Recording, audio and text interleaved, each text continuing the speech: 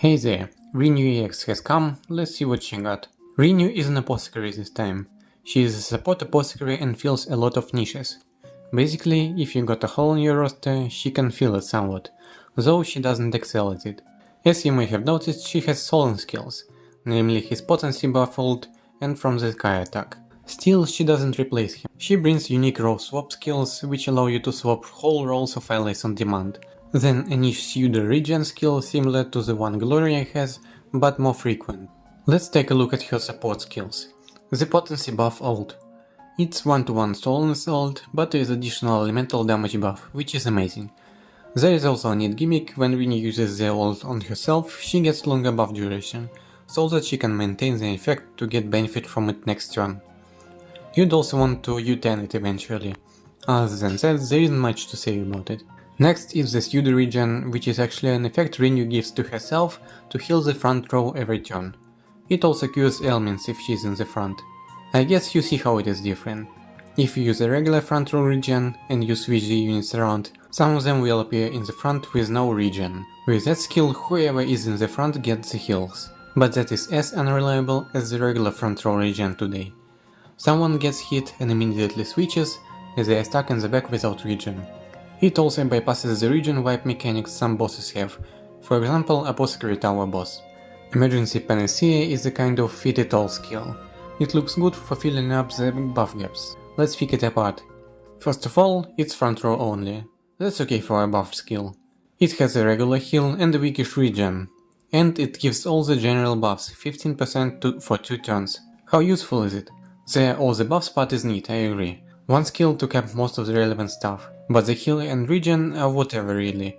If you compare the regen of other apothecaries, the potency is on the lower side, and that's not good, even ignoring that you'd want regen to affect all allies today.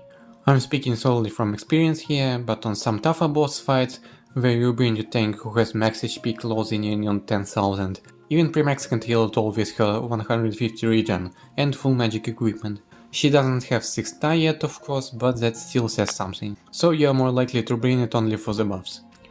Now let's look at the passes before we move to the role switch skills. The passes are quite simple: magic buffs, HP and SP and BP restores. What's notable is that these buffs can be triggered up to 2 times in one turn. First when Renu uses her role swap skill, and second when a unit switches roles during their turn. How useful these passives are? Elemental attack buff is for feeding idlers increased passive cap more than anything else, since we have plenty of units who give themselves 30% magic attack up by default. Magic defense is just neat. And what I mean by neat is that the impact is often barely noticeable. HP restore is neat, SP restore is straight up useless if you have Shanna, but I guess 20% restores help you get through the battle with Rinyuu instead of Shanna. But BP restoration is actually cool because you can plan around it. So all these passives can be triggered manually by Rinyuu by role swap skills. And these skills have some unique behaviors. First, besides the Rinyuu Solon passives, they also trigger other units passives, like the one Lineage has, the most known example. Then it also ignores the pesky can switch debuff, which really forced you to restart a battle once or twice. It also doesn't disrupt channeling skills, but it can mess up your buffing if you plan poorly. That may seem like a nitpick, but it's not. If you're aiming for a speed clear, there's only so much turns for you to work with, so you need to plan really well how to line up your units. Okay, finally the role swap skills. They're meh, I think. The passives Rinyuu has are not that interesting to spend the turn triggering, and the buffs are uninspiring. General attack buffs would be covered by a dedicated buffer, so you'd be using the skill just for the abysmal damage cap up buff, which likely means you're flexing rather than tryharding. The Gracious Serum is okay. Can be useful in pinch if you've exhausted all the other survival options, and there is a lot of other survival options. Rinyuu also has a 4-hit AoE that role switches for some reason. A niche. Rinyuu's EX skill is a team-wide auto revive, which also grants 4 BP. BP restore is the main reason why you'd want to use it. I guess it can get quite useful in wave battles, since you'd be more free to use the difficulty options restricting your BP regen, but outside that it's probably not as useful. Another niche. And I had to stick the damage buff somewhere. Could be useful situationally, again. Let's get to the offensive skills now, there is just a couple. From sky attack similar to Solon's, but hits fire, ice and light. Rinyuu doesn't have on-break passives, so you still want Solon to break if he can. But you can also combine their skills to get 6 to 7 hits per turn for 5 turns. That's whole 35 shields, may even be an overkill. Also take note that whoever has higher speed goes first with this skill. Rinyuu also has some regular attack skills, if you need even more shield shaving or additional damage. All in all, what to say about her? Man, she just collected all the niche apothecary ideas the devs probably had. Is she a bad unit? Of course she is not. Is she a meta unit? See, Solon wouldn't be pull-worthy without his ult. He is great in the fire or spirit team since he gives optimal buffs, shield shaves and has on-break passives.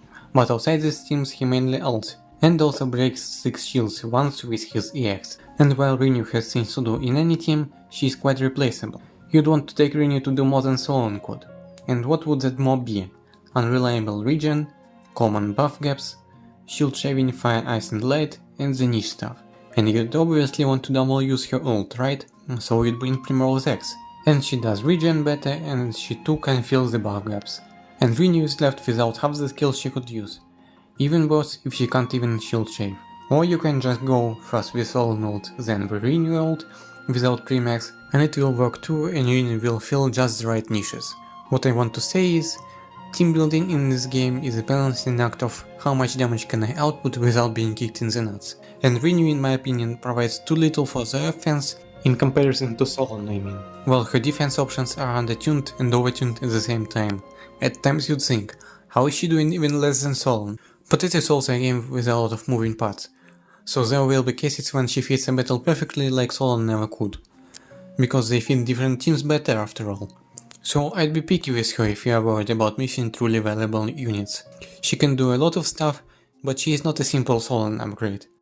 If you often catch yourself thinking, oh, I wish Solon would do more, then Rinyuu would do slightly more.